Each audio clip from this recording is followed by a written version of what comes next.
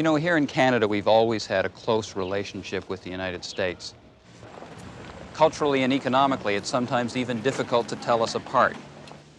We're each other's largest trading partners, and that's really tied us together. But you know, over the last 20 years or so, there's been a major shift in economic power globally away from the United States. We're facing a whole new ballgame. We have big choices to make. Over the next hour, we'll take a close look at that changed global economy and what it means to us here in Canada.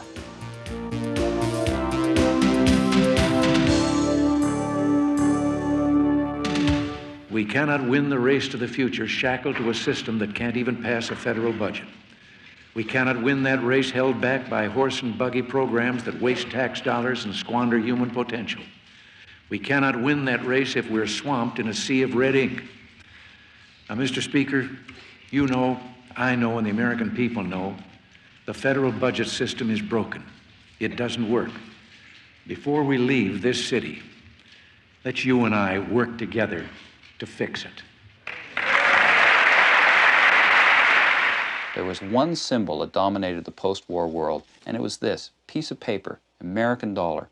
You could go out and you could exchange it for any other currency in the world. 35 of them you could exchange for an ounce of gold. This piece of paper helped to keep the whole world together. It was the glue. The U.S. was in trouble in the 1960s. It was fighting the Vietnam War. Already there was an invasion of the American market by the Japanese and the West Germans. The U.S. productive miracle was beginning to fade. And what the American government did in response was not to make choices, to say we can have it all still. And what the United States government did was to print lots of these, lots of American dollars, and ship them out to the world to cover up the inadequacy of American production. Suddenly, a moment was reached when all the gold in Fort Knox couldn't buy back those dollars that were around the world. We're the world's largest debtor nation, as you know now. That's an incredible thing to have to say into your cameras. We're living on someone else's back. Right now, the U.S. essentially is trying to do anything and everything without paying for it. It's trying to fund a defense program, a social security system, and an enormous expansion in private consumption on borrowed money. And worse, it isn't borrowing from itself, i.e. by saving and then lending itself. That's the normal way. Somebody saves and somebody else borrows. That's the way it's done. Savings, in fact, in the United States are falling. They are now at an all-time low.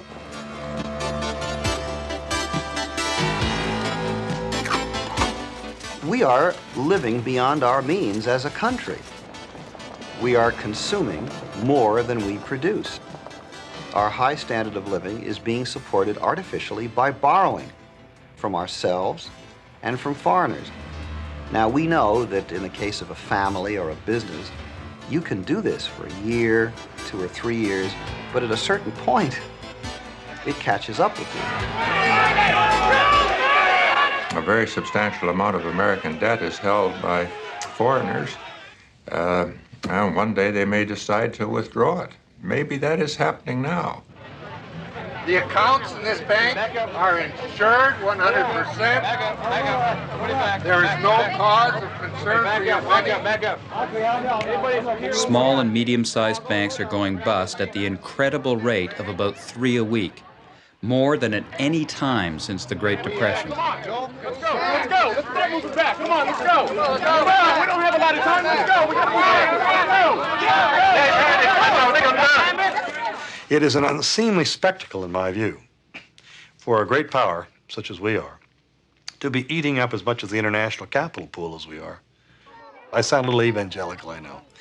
But with the struggling nations in the third world, the capital pools can be used in a much more effective way than to take care of our consumption patterns.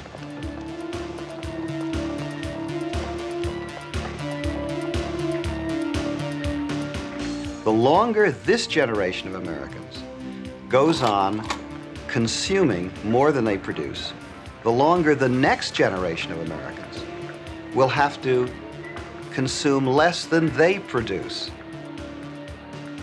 We're putting them in hock. We are mortgaging their future.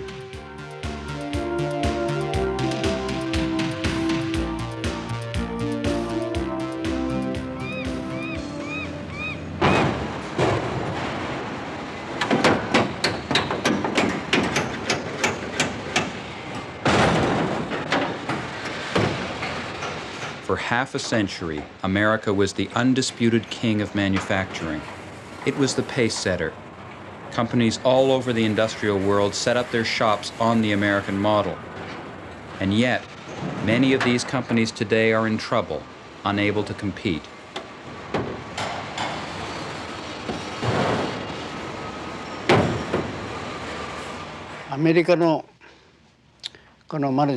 American style management. It's very rational. It's very scientific. And that's why I think it doesn't work anymore. Taylor. The roots of American style management go back to Frederick Taylor and his ideas on the scientific way to run companies. To this day, these ideas continue to have a profound influence on American management. In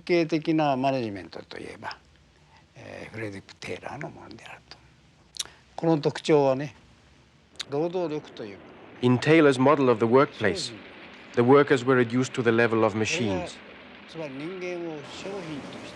They were seen as human capital, as one of the components in the production process, a component that could be manipulated in the interests of efficiency.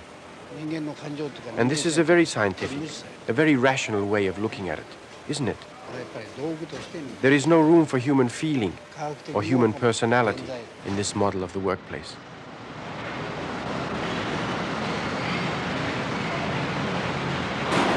The way to get efficiency in manufacturing was to reduce each task to the most simple possible element, and then to break them all up and let each person do one task. So what you got was mindless work. I suppose anybody who's seen Charlie Chaplin's Modern Times will know exactly what Frederick Taylor wanted a workplace to look like. You remember Charlie Chaplin turning the screws one after the other with his wrench. And it's exactly that, the worker reduced to a single, simple, repetitive task, not asked to think, just asked to carry out this one activity.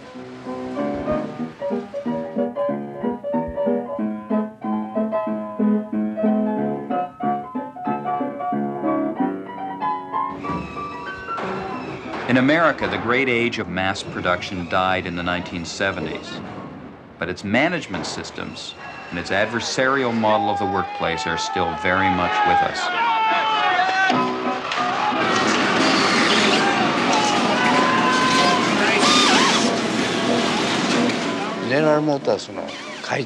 The top executive at General Motors made $700,000 last year. On top of that, he made a bonus of a few more $100,000. And the same kind of thing happened at Ford.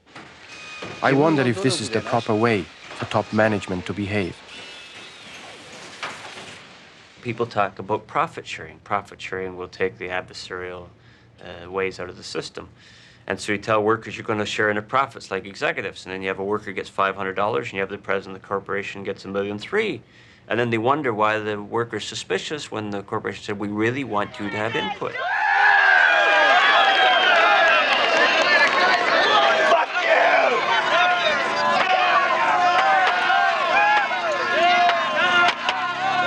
This kind of industrial climate can bring a business culture to its knees.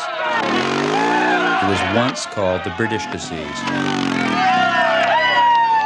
I don't think there's any doubt, both in the automobile industry and the electronic industry, that widespread drug abuse and theft problems and absenteeism and other negative behavior on the part of workers means that we cannot compete as well. Many people feel that, for example, Japanese products are more reliable, whether they be automobiles or television sets or computers. And it seems to me that this is a very serious problem for our country. What's happening is that you have $75 billion a year now being stolen by American workers from their bosses. You have a $30 billion a year drug abuse problem in the United States. In other words, you have a problem with the culture itself that makes it hard for America to compete.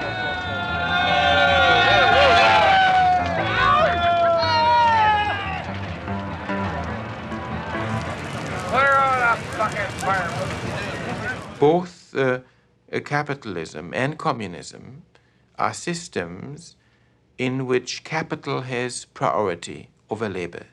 That is, in capitalist countries, the owners and managers operate the industries to maximize profit and therefore neglect the people.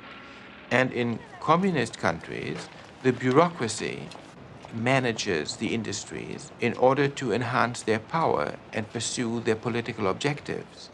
And against these two, the Pope argues that the best guarantee that we have that labor has priority over capital is if the workers themselves become the owners of the industries.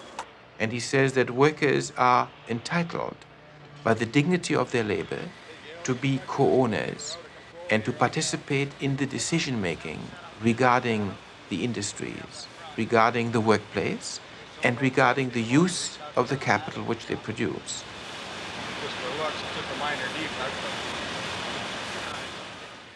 You know, in some ways, the past 40 years has had a kind of false billing. We've thought of it as the era in which the United States is fighting it out with the Soviet Union. Who's going to win? Is it going to be free enterprise, rugged individualism, or is it going to be the state socialism of the Soviet Union? And that's been the great battle between the two superpowers. Turned out that really wasn't what was happening at all. The United States was fighting the one system that it could beat, the Soviet Union, a system that hasn't done well in terms of the economy at all. And meanwhile, all the time that was going on, the United States was losing out to a new form of capitalism, neo-capitalism, if you like, the neo-capitalism of the Pacific Rim. In many ways, Japan is the big exception in the capitalist world. Here we have a dynamic business culture based on the Western free enterprise model, and yet one in which capital does not necessarily take priority over labor.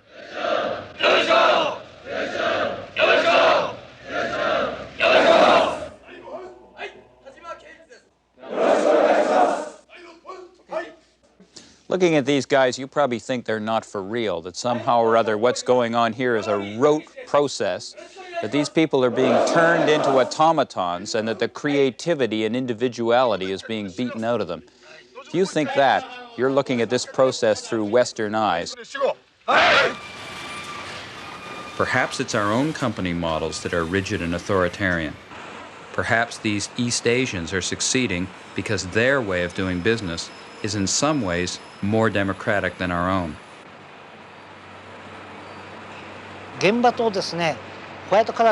You cannot get good production if you separate the workplace into white and blue-collar workers.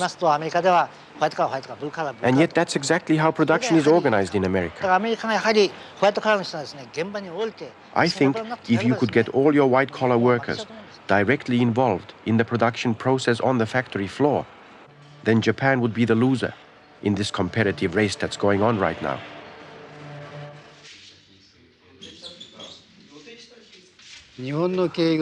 I don't think Japanese-style management will be accepted internationally. Every country, after all, has to work within its own culture.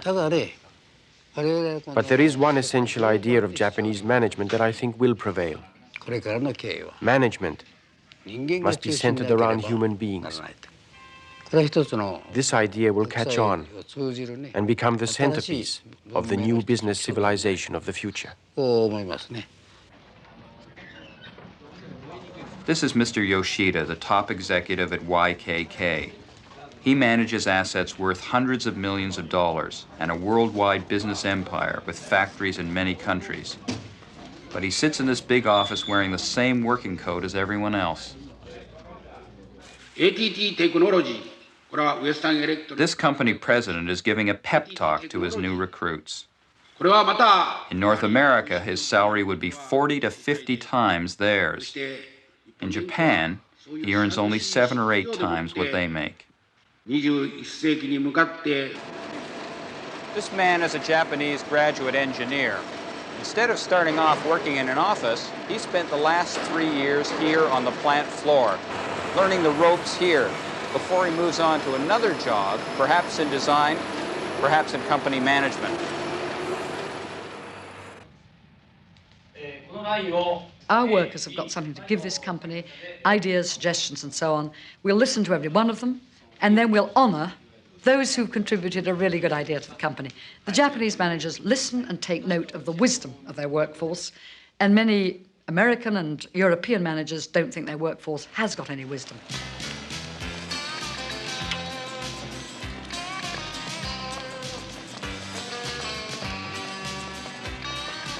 People matter most.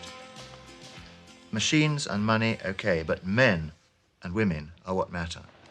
And if you, as a manager, forget that and don't have it as the central part of your organization's philosophy, and if it isn't known throughout that organization, then ultimately you're going to fail. The leader teaches his underlings that we are not concerned with the individual. We're not concerned with their families. We're not concerned with the hours that they spend, and everyone is expendable. So if he doesn't do the job, get him out and get somebody in here who will. この13日間を通じまして、我々講師は皆さんにたった今から100リットルの汗と涙を要求します。 In Japan, if you want to improve your management skills, you can come to a kind of executive boot camp like this one. そして一日も早く裸になっていただきたい。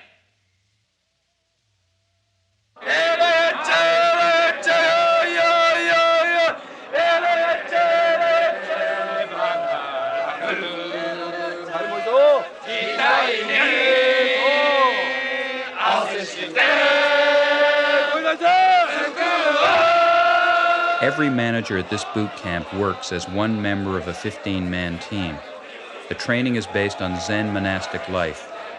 It's designed to push each participant to his limits, giving him a personality breakthrough before the 2-week course is over. Japanese management training emphasizes teamwork. In America, the focus is on individual leadership skills. Is that the best you can do? Okay. We're enthusiastic about your performance as running our marketing division. Many of the men who come to these encounter groups are what you'd call macho managers. At a certain point in their careers, they find themselves being laid off or passed over when it comes to promotions. Now that leadership style has come when a company, a personality, one person, comes to the company with that mentality. Perhaps that he's learned from his father, or perhaps that he's learned from another president of another company, but he comes in with that mentality and he teaches it down the line. 先生、第一班15名はただいまより40キロ夜間行進に出発いたします。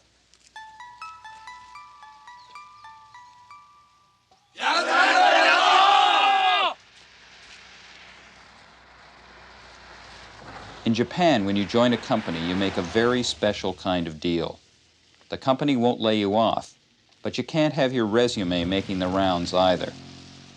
So if you want to make it in your company, if you want to be promoted, you have to learn to work as part of a team.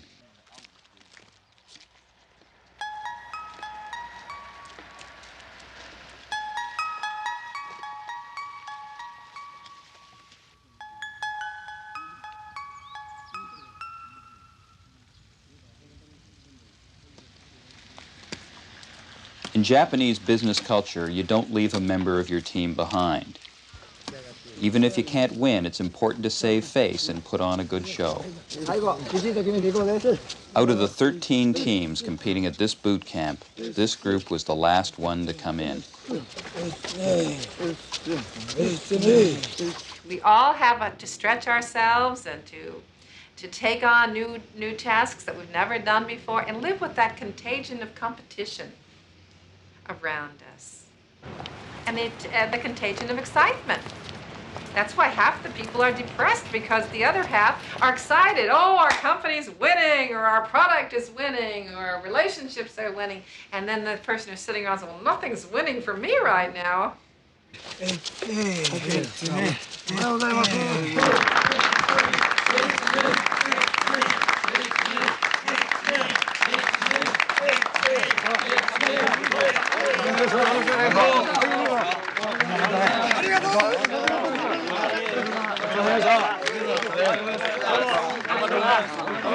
masculine tradition has committees.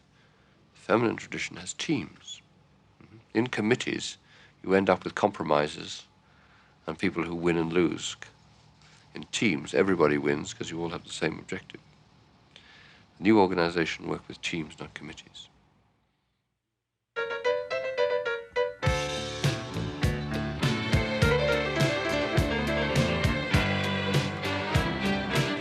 Well, everybody's gone away. They say they're moving to LA. That night they sold no around. Everybody's leaving town. South Chicago, the largest industrial area in the world, and now you can travel across it, and it's like a lunar landscape. You see the old plants rotting across 20, 30 miles. You see the old industrial civilization dying right before your eyes. Even though the Northeast and the Midwest of the United States, this huge industrial area, has been dying for a generation, the political leaders don't know what to do about it. Do you throw money at it? Do you move the people out? What do you do? An entire generation of American politicians has so far failed to come up with the answers for what to do about the Rust Belt.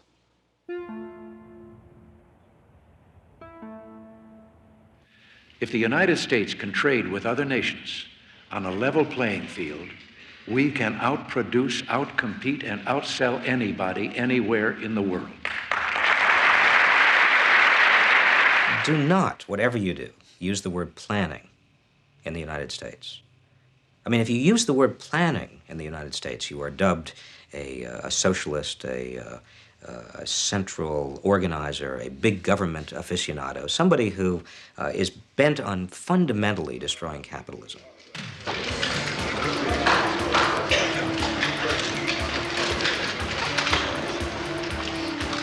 Underneath the smiles at these economic summit meetings, there's a great battle of wits going on. It's a battle between two economic philosophies, two different ways of doing business. The Japanese are planners. They come negotiating with economic blueprints under their arms. But for Ronald Reagan, the notion of a planned economy is anathema. He wants nations to compete on a level playing field, which means that government planners should keep their noses out of the global marketplace.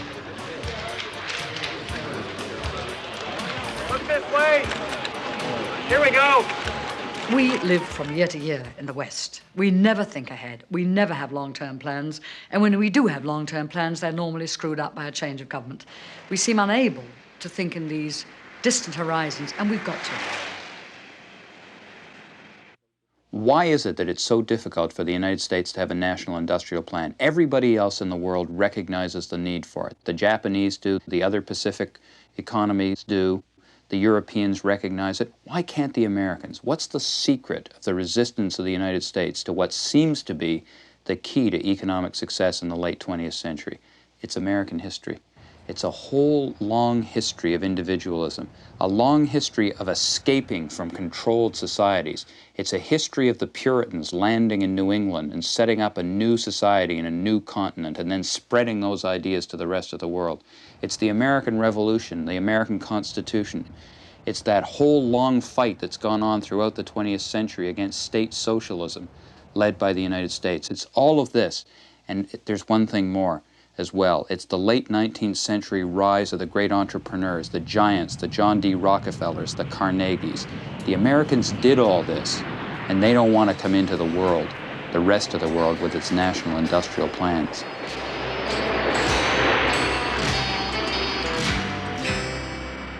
The only way a society will become prosperous is through a free market system. That is, the government should keep out of the economic affairs of the people, let people essentially run their businesses as they see fit. This is how the United States has become the most prosperous country in the world. We went from a colonial backwater 200 years ago with only 3 million people to, the most prosperous country the world has ever known, through not government planning, but allowing freedom. Individual freedom is a radical idea. It's been unpopular throughout the history of man. And today is no different. That is, throughout man's history, he's been subject to arbitrary control by others. That is, kings have ridden into villages and taken crops and taken his women and conscripted him. Now, the founding fathers of America, they wanted to make a permanent change with history. They said they wrote a Bill of Rights, putting restraints on government. Indeed, look at our Bill of Rights. The Bill of Rights puts restraints on government. It ties the hands of government because our founding fathers recognized that government has always been the enemy of man.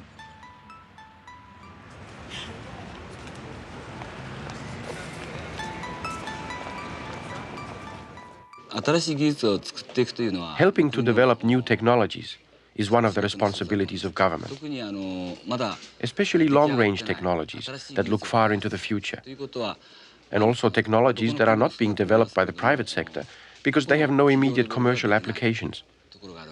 In these areas, I think the government has an important role to play. Artificial intelligence is already awesome. It's becoming a big business all around the world. Japan has more than half the robots in the world, and there's now a cutthroat competition going on in this country about which company is going to dominate. What's interesting is that Japan didn't get to be dominant through the play of market forces alone. Years ago, government, business, labor, and the banks targeted robots as a sunrise industry. A Robot Industry Association was set up. Low-interest loans and attractive depreciation allowances were offered to companies installing robots. A robot leasing plan was developed with the backing of MITI, the Japan Development Bank, and the robot manufacturers. For small companies that could not otherwise afford to install robots, they can come here to a robot showroom, look over the products, rent a robot, and try it out.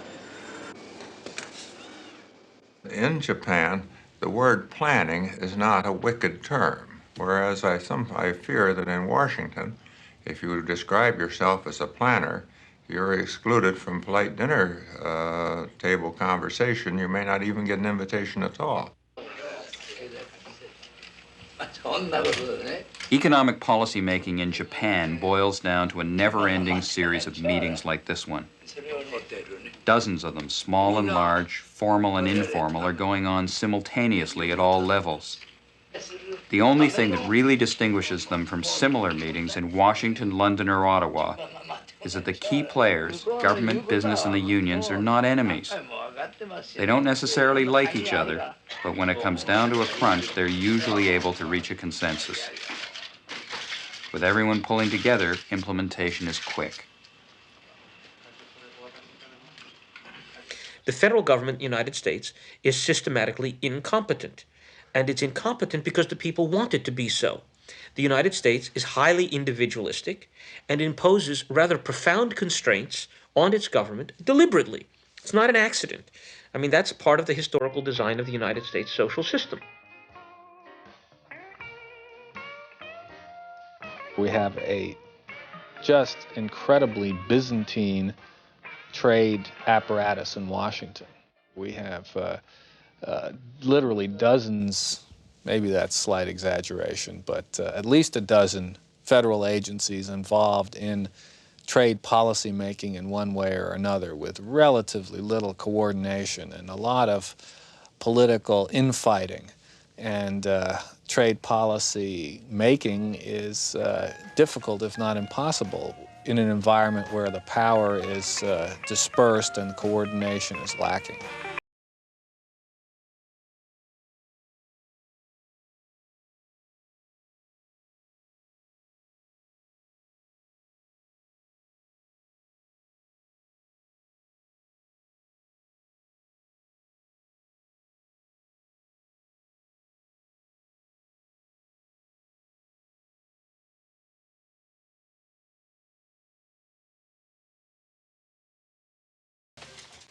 Americans hate to lose. The best thing that's happened to the United States in the last decade is competition from Japan. It really kicked American businessmen in the balls. And, they hated losing the markets that they've lost in machine tools and automobiles, and steel and electronics, you just name it, everywhere. And they're responding.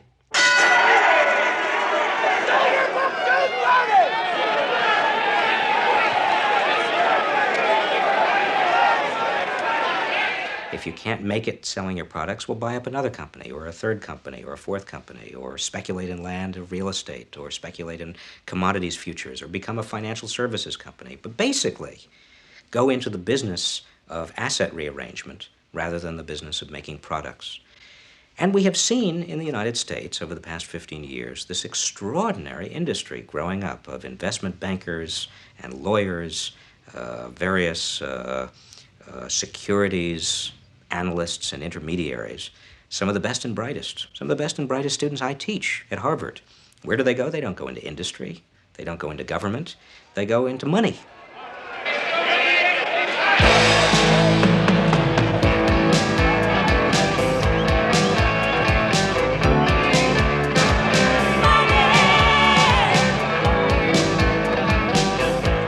Money today plays the role in our lives that religion played in the Middle Ages. You take the big city today, the skyline is dominated by the tower blocks of international banks. There's an army we have today of bankers, accountants, stockbrokers, foreign exchange dealers, estate agents, a whole army of different professional people who deal with money, just as in the Middle Ages. You used to have priests and friars and monks and pardoners and summoners, all kinds of professions like that. Now, the economists today play the role that the theologians played in the Middle Ages. And just as the theologians of the Middle Ages used to argue with one another about how much space did an angel take, how many angels could you get standing on the point of a pin, well, you find that today's economists are arguing with one another about how do you add up the money supply. Is the money supply something they call M0, or is it something they call M1, or M2, or M3? And this is the kind of length of sophistication, and many people, I think, would say sophistry, that economics has reached today. It's taken off from reality. There's never been a period of greater corporate economic frenzy than there is today, tremendous profits being made. You think about all this paper entrepreneurialism that's happening, companies being bought and acquired, raiders taking over companies, you have white knights standing by to protect them. But with all this frenzy, with all this activity, think about it. Not a single new job is being added to the economy. Not a single new dollar in economic wealth is being added to output. What you actually have going on is a great deal of activity, but no new wealth.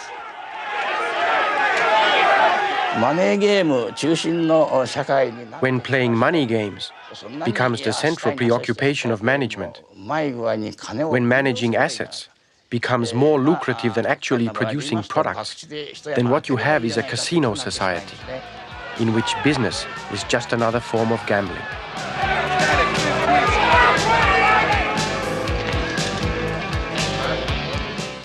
I think the big question that we have to contend with as a country, as a society, is what we're going to do about manufacturing industries.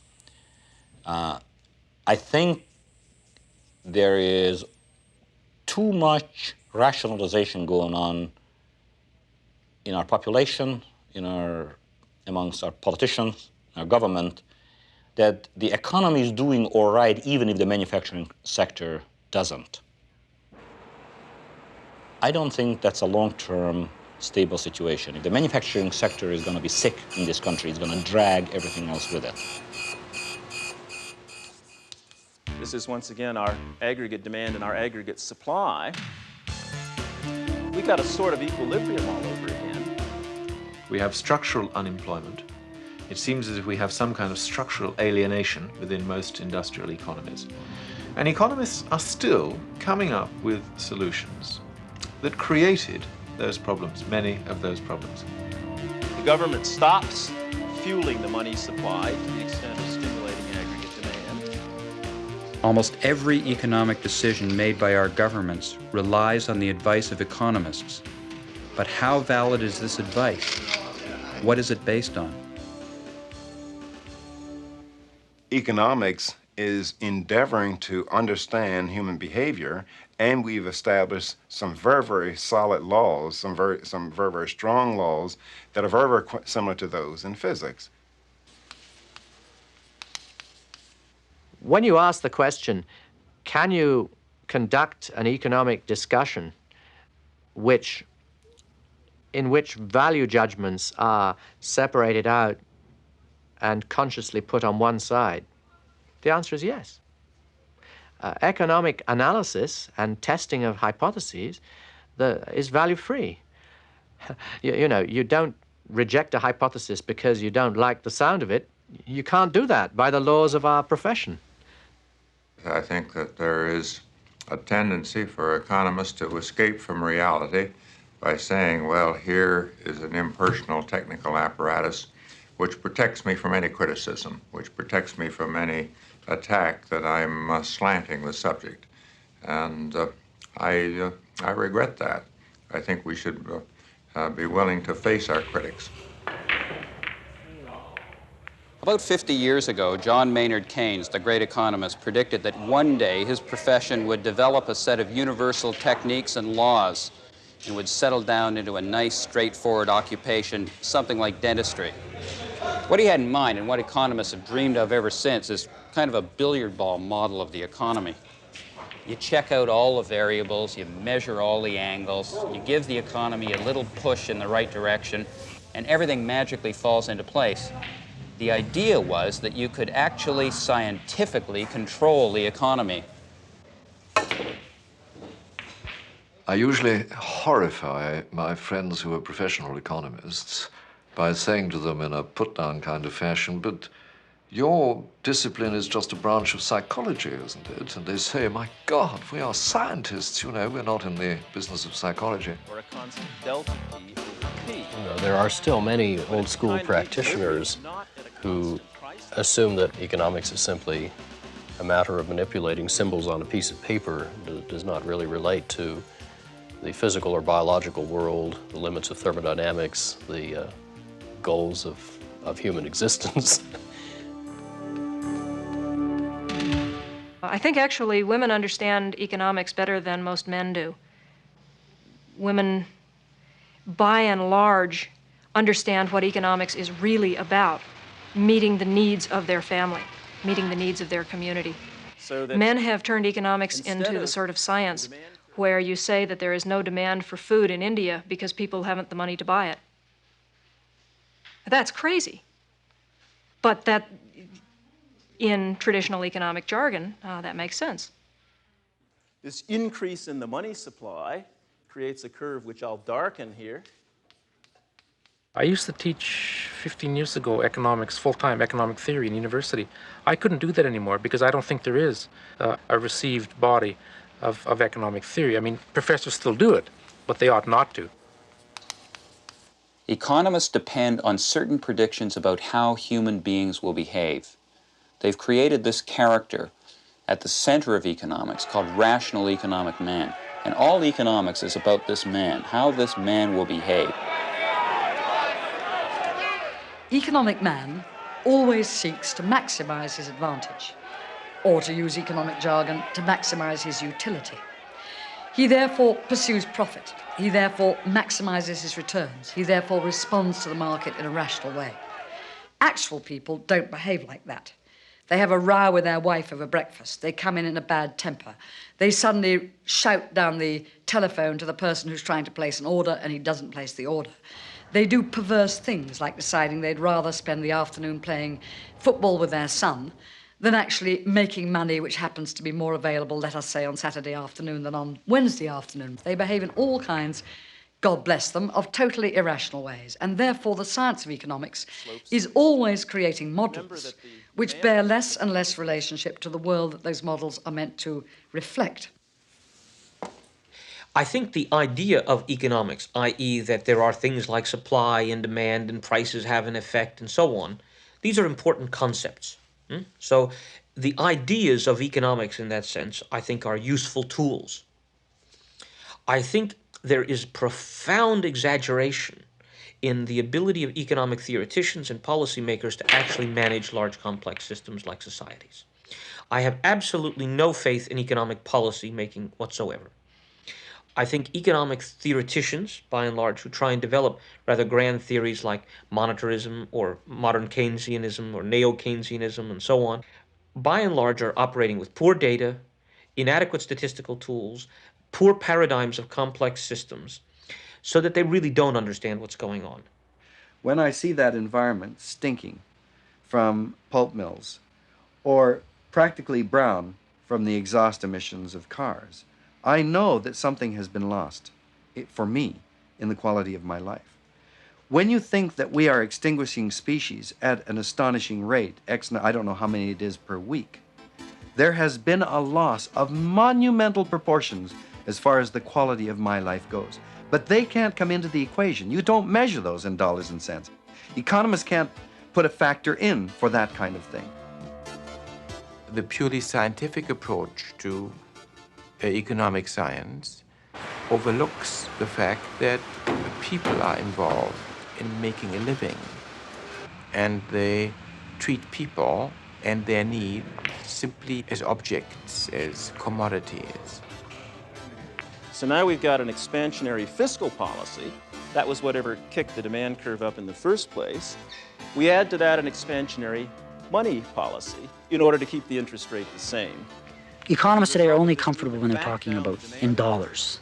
They become very uncomfortable and they resist anybody from outside who says, but wait a second, that's a moral question, that's a cultural question, because they're not comfortable in that. But the cutting edge of economics is for people who are comfortable with that.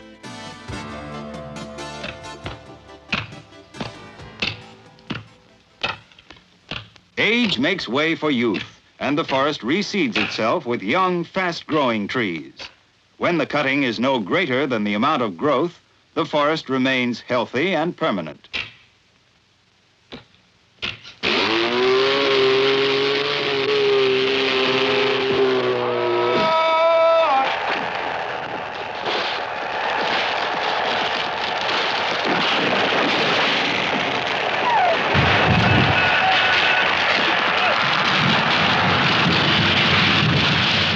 The economic history of North America has been one of immense opportunities, natural abundance beyond belief, exploited for enormous economic returns.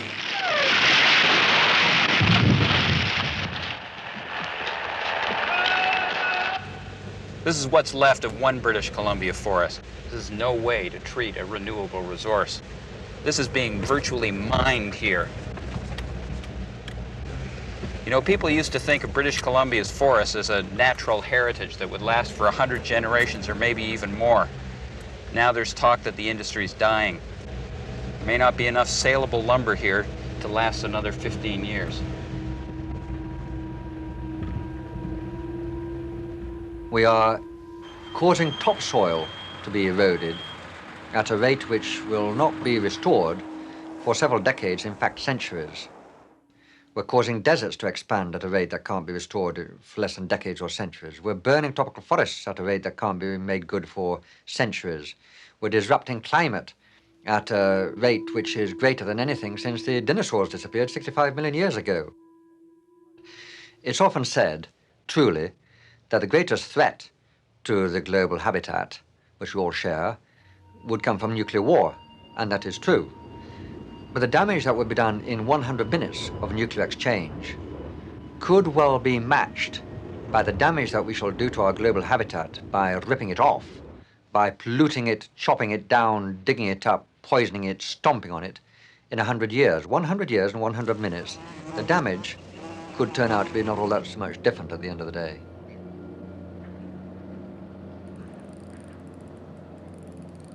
Environmental degradation is the dark side of our business culture.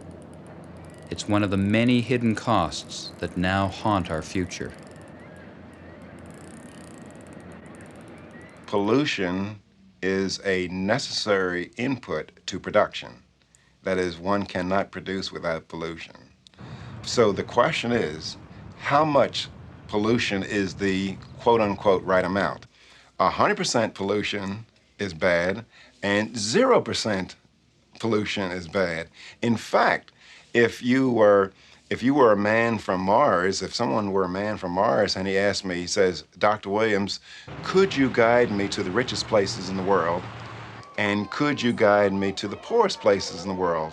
I would tell him the way to find the poor places in the world, as a general rule, is to look for clean air and clean water. Borneo. In Borneo, the air is great and the water is very clean. If you want to find some rich places, look for dirty water and dirty air. And you might try Los Angeles for that. Los Angeles is a very rich place, and it has filthy air and filthy water.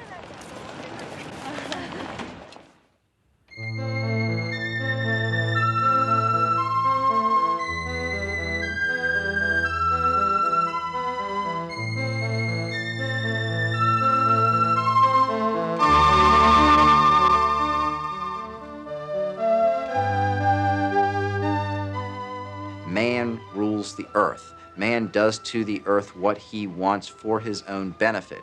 He can destroy it if he's stupid, irrational, incompetent. On the other hand, he can go from, again, a primitive society to a society that has been undreamed of throughout human history.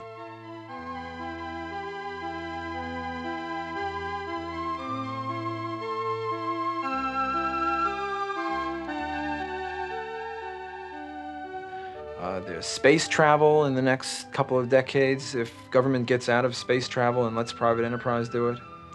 There's the exploration of the oceans if we can allow private property in oceans. There's colonization of the moon.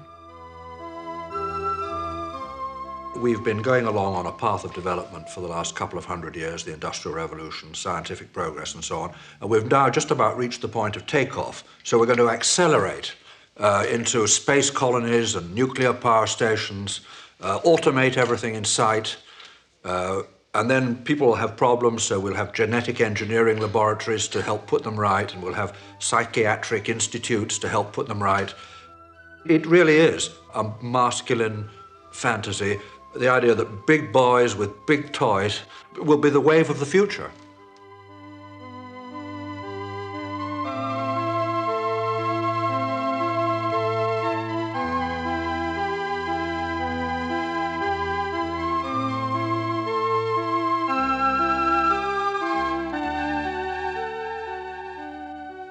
You know, we North Americans make up only 6% of the world's population, but we gobble up 30% of the world's resources, and we create 50% of global non-organic waste.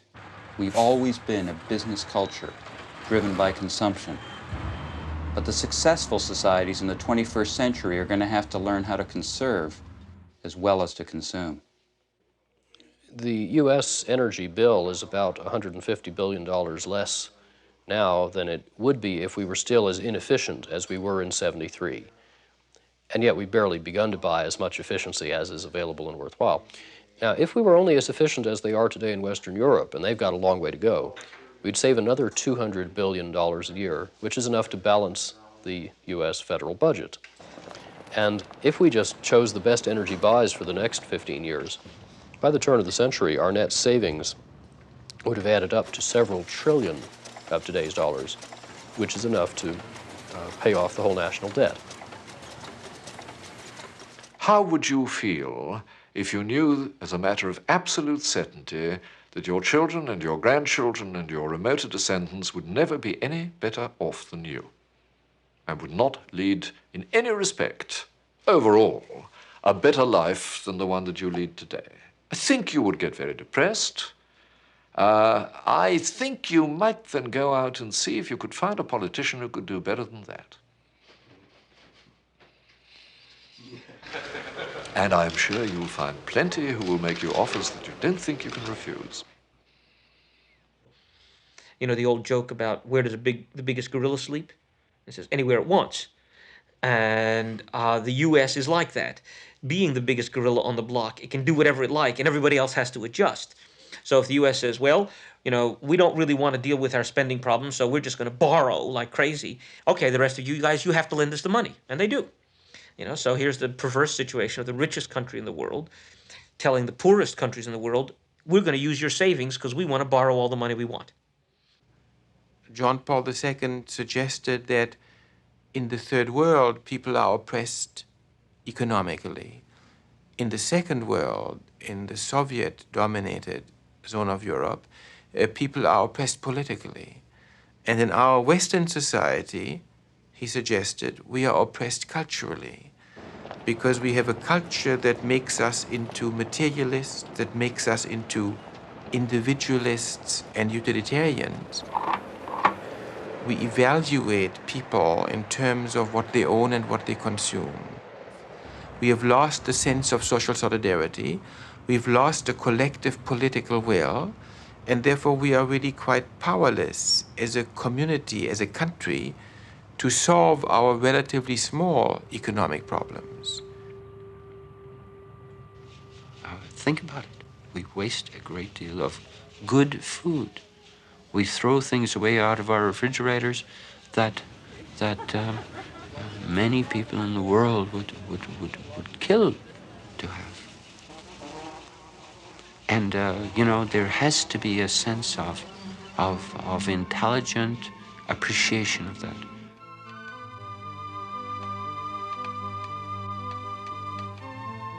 We do have this notion of us being such a wonderfully civilized, rational society, civilization. And yet, if you were to take a slightly more objective, dispassionate viewpoint, I think of it in terms of somebody on another planet looking down at this planet, one begins to see exactly how much we are imprisoned in a totally irrational set of concepts, just a few of which come instantly to mind. For instance, that all the major world leaders today can only promise security by threatening to annihilate all life on Earth, an odd concept of security. That they can only achieve economic progress by fundamentally undermining the life support systems on which that progress is dependent. That to a certain extent, we in the developed world are overfed and suffer from the diseases of affluence, the diseases of civilization, while millions of people in the third world cannot even get enough food to stay alive. All of these things add up to a pattern of irrationality that is now so deep and so sort of deeply rooted in our society that I think people have just got accustomed to it.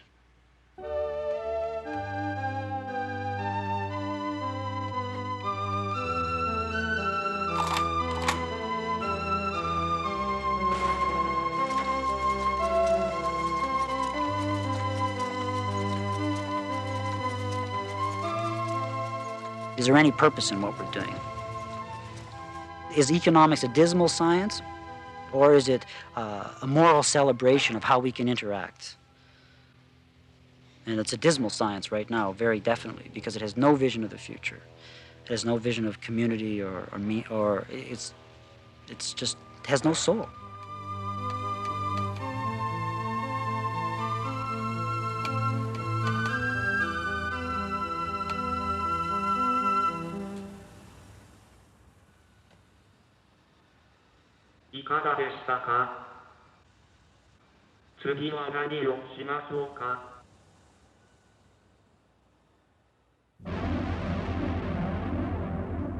We are the world's most powerful country. I think our military strength is second to none. The dynamism of our economy, despite all the weaknesses I've mentioned, is still second to none. This is still the place, if you have some money and you want to invest it for the future, you still do it here. People all over the world want to come to live in the United States because that's where the quality of life is the best.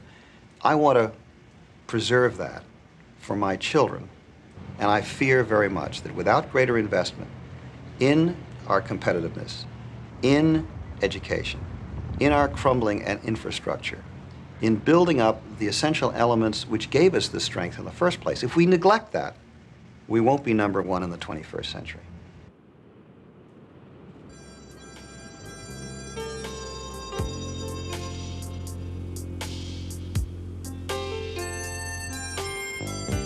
I am pleased to report the state of our union is stronger than a year ago and growing stronger each day.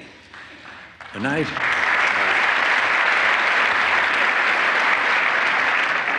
we look out on a rising America, firm of heart, united in spirit, powerful in pride and patriotism. America is on the move.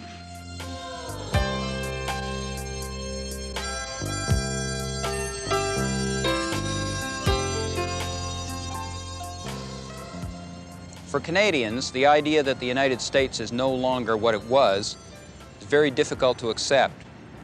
For our entire history, we've watched the U.S. grow ever stronger in the world. Today, that's not happening anymore. And the question we have to ask is this: do we automatically decline along with the U.S.? Is our fate inseparably linked with theirs? Or can we chart our own course in a new global economic order?